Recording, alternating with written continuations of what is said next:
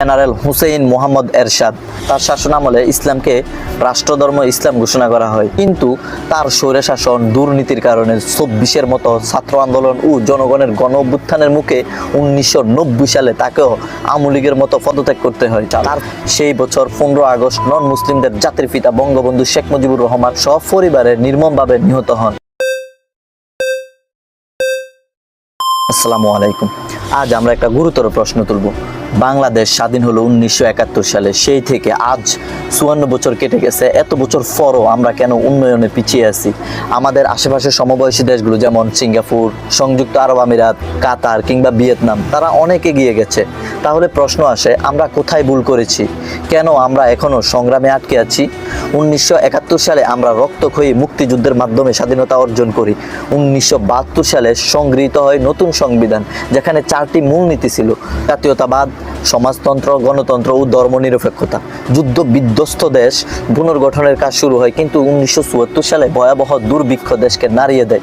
১৯৭৫ সালে চালু হয় একদলীয় ব্যবস্থা, বাকশাল। সেই বছর ১৫ আগস্ট নন মুসলিমদের জাতির পিতা বঙ্গবন্ধু শেখ মুজিবুর রহমান সপরিবারে নির্মমভাবে নিহত হন। এরপর শুরু হয় সামরিক শাসনের যুগ।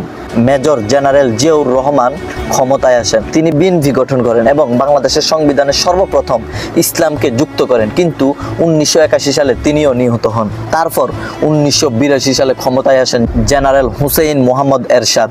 তার শাসনামলে ইসলামকে রাষ্ট্রধর্ম ইসলাম ঘোষণা করা হয়, কিন্তু তার স্বৈরশাসন দুর্নীতির কারণে ২৪-এর মতো ছাত্র আন্দোলন ও জনগণের গণ অভ্যুত্থানের মুখে ১৯৯০ সালে তাকেও আওয়ামী লীগের মতো পদত্যাগ করতে হয়। তারপর আবার গণতন্ত্রের প্রত্যাবর্তন শুরু হয়। ১৯৯১ সালে দেশে আবার সংশোধনীয় গণতন্ত্র চালু হয়। বিএনপি ক্ষমতায় আসে, কিন্তু গণতন্ত্র প্রতিষ্ঠার পরিবর্তে শুরু হয় দলীয় সংঘাত। ২০০১ সালে বিএনপি আবার ক্ষমতায় আসে, তবে বর্তমানের ন্যায় সন্ত্রাস ও দুর্নীতির অভিযোগে অনেক বিতর্কিত হয়। ২০০৭ সালে আসে তত্ত্বাবধায়ক সরকার। ২ প্রধান নেত্রীকে গ্রেপ্তার করা হয়, দুর্নীতি বিরোধী অভিযান চালানো হয়। এরপর ২০০৮ সালের নির্বাচনে আওয়ামী লীগ ল্যান্ডস্লাইড বিজয় পায়। ২০০৯ সাল থেকে ২৪ আগস্টের ৫ তারিখ পর্যন্ত টানা আওয়ামী লীগ ক্ষমতায় ছিল। অবকাঠামোর উন্নয়ন, বিদ্যুৎ খাত, পদ্মা সেতু, মেট্রো রেল, ডিজিটাল বাংলাদেশ, এসব ইতিবাচক সাফল্য রয়েছে। দারিদ্র্য কমেছে, স্বাস্থ্য ও শিক্ষার অগ্রগতি হয়েছে বটে, তবে একই সাথে অভিযোগও আছে। নির্বাচনের বিশ্বাসঘাতকতা নিয়ে প্রশ্ন, বিরোধী রাজনীতির সংকোচন, গণতান্ত্রিক প্রতিষ্ঠানের দুর্বলতা, অর্থনীতি এখনও অনেকাংশে গার্মেন্টস আর রেমিটেন্সের উপর নির্ভর।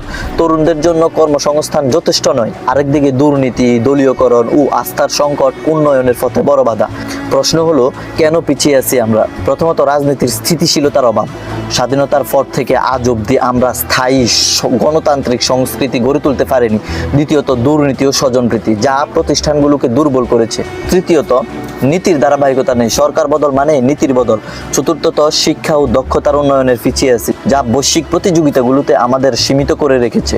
অন্যদিকে সিঙ্গাপুর স্বাধীনতার সময় বাংলাদেশ থেকেও দরিদ্র ছিল, কিন্তু কঠোর শাসন ও শিক্ষা প্রযুক্তিতে বিনিয়োগ তাদের এগিয়ে নিয়েছে। সংযুক্ত আরব আমিরাত ও কাতার তাদের প্রাকৃতিক সম্পদ কাজে লাগিয়ে বিশ্ব অর্থনীতিতে জায়গা করে নিয়েছে। ভিয়েতনাম যুদ্ধ বিধ্বস্ত দেশ থেকেও ধারাবাহিক শিল্পনীতি দিয়ে বিদেশি বিনিয়োগ আকর্ষণ করেছে। এখানে আমাদের পার্থক্য শাসনের মান, আস্থা ও প্রাতিষ্ঠানিক শক্তি। ভবিষ্যতে করণীয়, তাহলে আমাদের এগোতে হলে আমাদের কি করতে হবে? প্রথমত, বিশ্বাসযোগ্য নির্বাচন ও দলনিরপেক্ষ প্রতিষ্ঠান নিশ্চিত করা। দ্বিতীয়ত, দুর্নীতি নিয়ন্ত্রণ ও জবাবদিহি বাড়ানো। তৃতীয়ত, শিক্ষা ও দক্ষতা উন্নয়নে বড় বিনিয়োগ করা। এখন প্রশ্ন হলো, আমরা কি চাইবো উন্নয়ন শুধু পরিমাণে নাকি গুণগত মানে? আপনার মতে বাংলাদেশের জন্য সবচেয়ে জরুরি রিফর্ম কোনটা? বিশ্বাসযোগ্য নির্বাচন নাকি শিক্ষা দক্ষতা উন্নয়ন? আপনার মতামত কমেন্টে জানাতে ভুলবেন না। ধন্যবাদ।